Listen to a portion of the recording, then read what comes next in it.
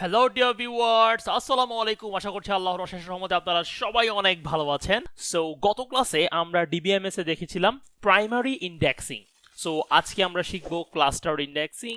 যারা গত ক্লাসের ভিডিওটি মিস করেছিলেন তারা কাইন্ডলি সেটাকে দেখে আসবেন, তাহলে হবে কি আপনি আজকের ক্লাসটা ভালোভাবে রিলেট করতে পারবেন। তো চলুন কথা না বাড়িয়ে শুরু করা যাক। শুরুতেই আমাদের বুঝতে হবে কখন ক্লাস্টার্ড ইন্ডেক্সটা অ্যাপ্লাই হবে। যদি টেবিলের ভ্যালুগুলো অর্ডারড হয়, কোন একটা অর্ডার মেনটেন করবে, সে হয় ছোট থেকে বড় কিংবা বড় থেকে ছোট, এবং সেটা হতে হবে নন কি।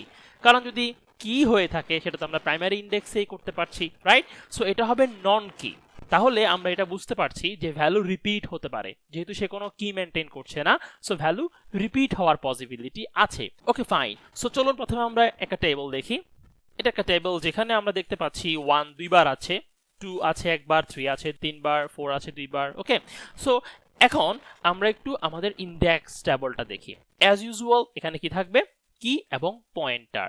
সো চলে আসলো কি পয়েন্টার গুলো 1 2 3 4, এন্ড তারা পয়েন্টার দিয়ে কি করবে? পয়েন্ট করে রাখবে হার্ড ডিস্কে, রাইট? সো 1 পয়েন্ট করে আছে ফার্স্ট ব্লককে, 2 ও পয়েন্ট করে আছে ফার্স্ট ব্লকে, কারণ 2 এর যে ভ্যালুটা সেটা ফার্স্ট ব্লকে আছে। বাট একটু খেয়াল করে দেখেন তো 3 এর যে পয়েন্টারটা সে কোন ব্লককে পয়েন্ট করবে? কেননা 3 কিন্তু দুইটা ব্লকে আছে, রাইট? ফার্স্ট ব্লকেও আছে, আবার সেকেন্ড ব্লকেও আছে। সো যদি আমি 3 কে পয়েন্ট করতে চাই, আমি ফার্স্ট ব্লকেও পাবো, আবার কিন্তু সেকেন্ড ব্লকেও পাবো। সো এই যে জিনিসটা, এটাকে বলা হয় ব্লক হ্যাঙ্কার।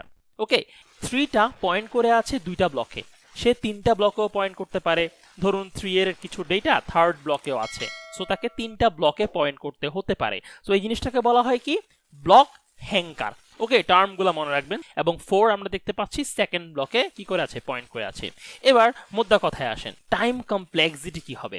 আমরা গত ক্লাসও দেখেছিলাম প্রাইমারি ইন্ডেক্সে, সেটা ছিল কি? log n base 2 plus 1। log n base 2 কেন? কারণ প্রত্যেকটা কি আমার একবার করে খুঁজতে হবে, দেন ওই কিকে ধরে যেতে হবে কোথায়? হার্ড ডিস্কে, রাইট? হার্ড ডিস্কে গিয়ে আমাদের আরো একবার সার্চ করতে হবে। এখন নর্মালি প্রাইমারি ইন্ডেক্সের সাথে ক্লাস্টার্ড ইন্ডেক্সের কনসেপ্ট মোটামুটি সেম, বাট ক্লাস্টার ইন্ডেক্সে কি হয়? আপনার ভ্যালু অন্যান্য ব্লকেও থাকতে পারে, একের অধিক ব্লকে থাকতে পারে। যেমন এখানেই দেখুন 3 দুইটা ব্লকে আছে, রাইট?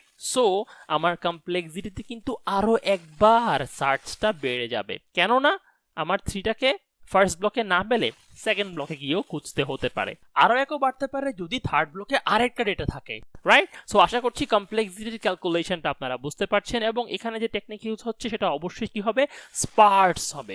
কেননা আমার যতগুলোই এখানে রেকর্ড থাকুক, প্রত্যেকটা রেকর্ডের জন্য কিন্তু কি একটাই থাকবে। 1 যদি 10টাও থাকে, কি হবে কয়টা? 1 এর জন্য একটা পয়েন্টার দিয়েই সে পয়েন্ট করে ব্লক থেকে খুঁজে বের করবে। সো এখানে ইউজ হবে কি?